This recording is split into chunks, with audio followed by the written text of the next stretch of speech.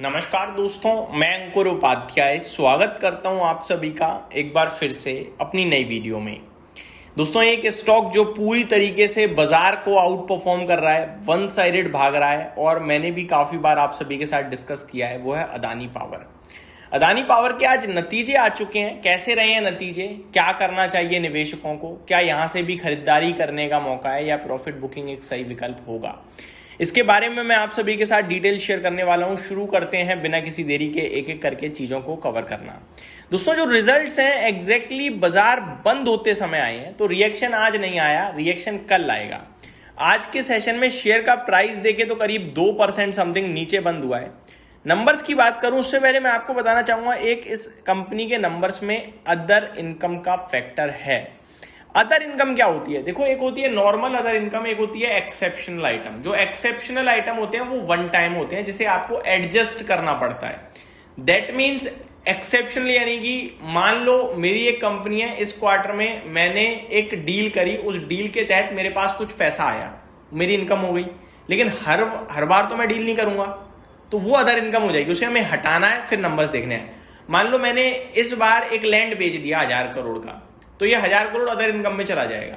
जब मैं नतीजे देखूंगा तो मेरा प्रॉफिट बना था 2000 करोड़ का, ये 1000 करोड़ मिलकर टोटल 3000 करोड़ हो गया। तो मेरे को उस मुनाफे को 3000 करोड़ काउंट नहीं करना है, मेरे को 2000 करोड़ काउंट करना है, क्योंकि 1000 करोड़ का अदर इनकम है।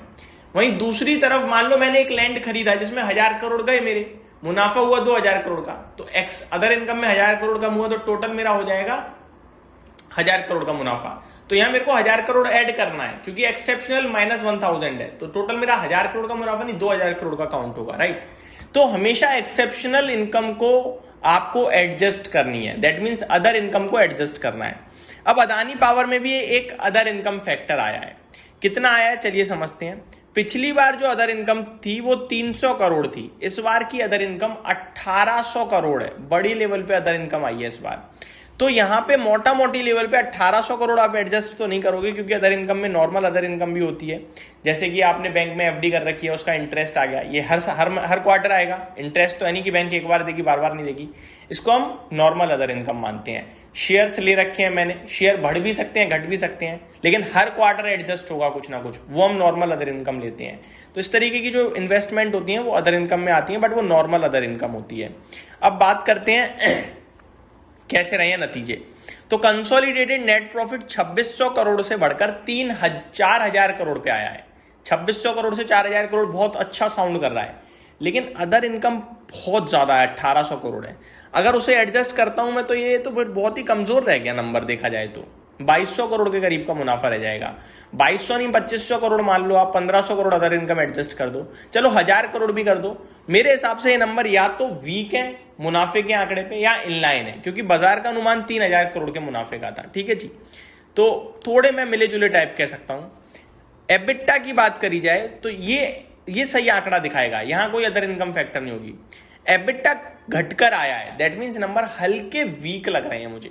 4822 करोड़ के सामने 4732 करोड़ पे एबिटा कंपनी ने पोस्ट करा है YOY का। मार्जिन्स की बात करें 33.87% के सामने 33.3% पे आया है आपका एबिटा मार्जिन्स। रेवेन्यू 14200 करोड़ के सामने 14200 करोड़ पे ही है, सेम टू सेम है।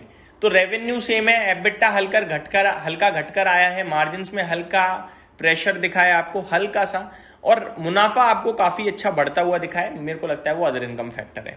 कंपनी ने भी कुछ कहा है, कंपनी ने कहा है achieves major milestone in 23.7 gigawatt capacity expansion, secures long term PPAs यानी power purchase agreements, and maintain strong profit and cash flow as demand grows. The company aims to meet expansion goals and significantly increases earning in the future. Positive बैठी है company भाई साहब।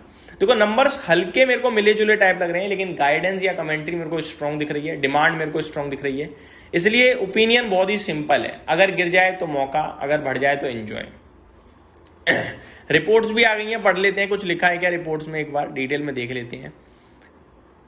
Total income in the reporting period increased 10% YOY to rupees 15,989 crore. अभी पूरी details नहीं आई हैं लिखावट में, लेकिन मेरे पास जितना है मैंने सब आपके साथ शेयर कर दिया है। अब ऐसे में इन्वेस्टर्स को क्या करना चाहिए? क्वार्टर ऑन क्वार्टर भी एक बार चेक करना चाहूंगा मैं नंबर्स को। लास्ट क्वार्टर अगर आप देखें तो 12,451 करोड़ का रेवेन्यू था, इस बार 14,200 करोड़ है, बढ़िया बढ़त है। एबिटा 4,238 करोड़ था, इस बार 4,732 करोड़ है, बढ़िया है।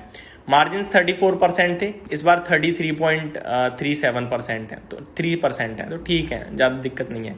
मार्जिन्स थोड़े से न्यूट्रल हो रहे हैं, एक बार मार्जिन्स और एक्सपेंड हो जाए ना, मज़ा आ जाएगा कंपनी के नंबर्स में। मेरा मानना ये है होल्ड, और अभी होल्ड स्टोरी है। एक्यूमुलेशन के लिए मैं कहूँगा थोड़ा नीचे मिल जाए तो ज़्यादा बेटर रहेगा। बेचने वाली स्टोरी तो ये बिल्कुल नहीं लगती मुझे बाय ऑन डिप वाली स्ट्रेटेजी लगती है। इसमें कोई भी गिरावट 180 या 200 के, 200 तो ज़्यादा जल्दी हो जाएगा, 180 मिल जाए तो गोल्डन भाव है, और अगर 200 भी मिलता है तो भी आप निवेश के मौके तलाश सकते हैं इस स्टॉक में। अच्छा स्टॉक है, नीचे मिलने पे जरूर ध्यान दें। ये मेरी तरफ से अपडेट की उम्मीद करता हूँ डिटेल्स पसंद आई होंगी। Thank you so much for watching this video. Have a great day guys.